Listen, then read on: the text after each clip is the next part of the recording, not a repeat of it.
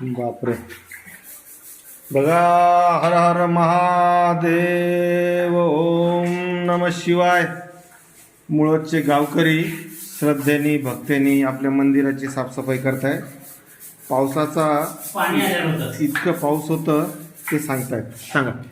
पाणी आलेलं होतं मंदिरात. हा, मोठीने रिकाम करून अच्छा. आता धुवाधुवी. बरं, काय नाव तुमचं? कृष्णा. कृष्णाजी. बघा, कृष्ण एकीकडे, महादेव एकीकडे, दोघं देवाची नाव आहेत. धन्यवाद कृष्ण साहेब. तुमच्या मंदिराची मी याच्या आधी पण स्टोरी केली होती, मागच्या 4 वर्षाआधी. आज असं पाण्यात दर्शन झालं महादेवाला. मी केदारनाथला जाऊन आल्यावर पुन्हा इथं आलो. केदारनाथ बद्रीनाथ करून आल्यावर पुन्हा इथं आलो. त्याचं कारण असं होतं, इथूनच सुरुवात झाली होती, मला यश आलं म्हणून पुन्हा तुमच्या गावात आलो. बघा, धन्यवाद. मोटर चालू करतो.